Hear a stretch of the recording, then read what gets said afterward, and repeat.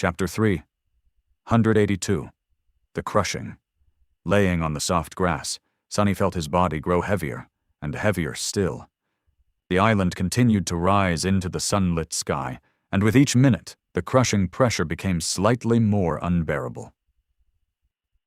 The ancient forest covering its surface bent, a rain of leaves falling to the ground. The mighty trees lowered their branches, almost as if trying to touch the ground. With a loud crack, a few weaker ones broke and plunged down, showering everything around with sharp splinters. Sonny grimaced, feeling his whole body struggle under the strain.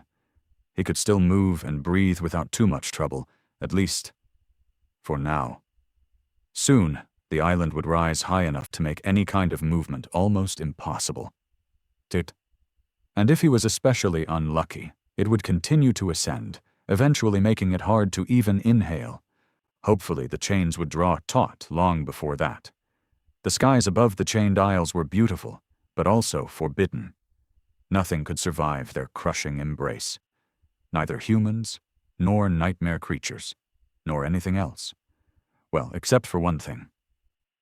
Shifting his gaze, Sonny looked straight up and found the shape of the ivory tower drifting high above the world, wrapped in a veil of clouds. The ivory tower was the only thing that seemed to be capable of withstanding the deadly pressure of the forbidden sky. It was a tall, magnificent pagoda, built out of flawlessly white material that was neither stone nor wood. The island on which it stood was very small, barely wider than the base of the tower itself, and surrounded by drifting slabs of shattered marble. 7 broken chains hung from the soil of the island, swaying as it moved. The ivory tower was visible in the sky both during the day, bathed in sunlight, and at night, glowing beautifully with the reflected radiance of the moon. No one knew what the mysterious structure was and why it remained untouched by the obliterating force that destroyed everything else that dared to rise above the chained isles, since no one had ever managed to withstand the ever-growing crushing to get anywhere near it. Many even believed it to be a mirage. Crap! The island on which Sonny had the misfortune of getting stuck had finally reached the highest point of its ascent and shook violently as the chains connecting it to other isles drew taut. The pressure at this height was torturous, but not deadly. His bones were not breaking under the assault of the crushing, and he could still breathe, even if with great effort.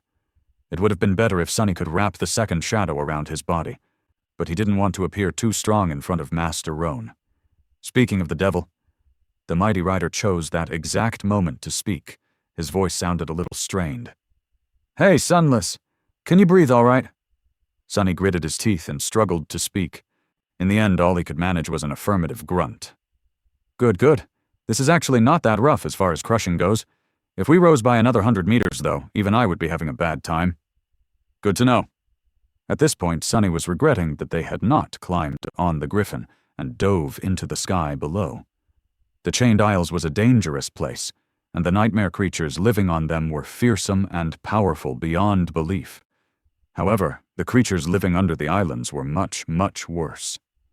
Sonny had seen them from afar a couple of times, and the mere memory of those horrors was enough to send a shudder running through his entire body. Still, they could have fought their way through. Probably. It would have been better than this diabolical torture for sure. But there was nothing he could do now except grit his teeth and endure. Minute after minute, hour after hour.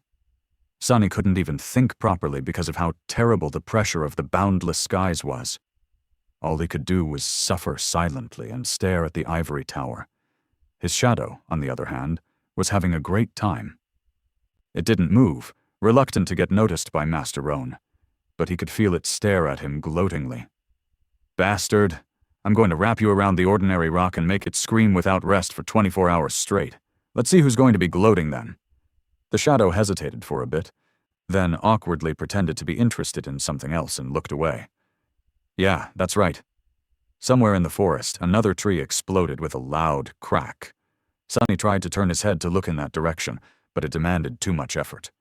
He didn't have to worry about being attacked by nightmare creatures in this helpless state anyway. They were currently hiding in their lairs, enduring the crushing the same way he was. Who could fight under this hellish pressure? Sonny felt as if there was a mountain on his chest. Every breath demanded his utmost effort to make. His whole being ached, and his vision had become blurry. Exhausted, he closed his eyes and circulated the shadow essence through the coils of the soul serpent to keep his slowly breaking body going. Damn it, I'll be late to wake up, won't I? When were they going to call? In the morning. Such an important call, and I'm about to miss it. He was starting to feel really hurt when the blessed sound of rattling chains finally reached his ears once again. Oh, thank gods.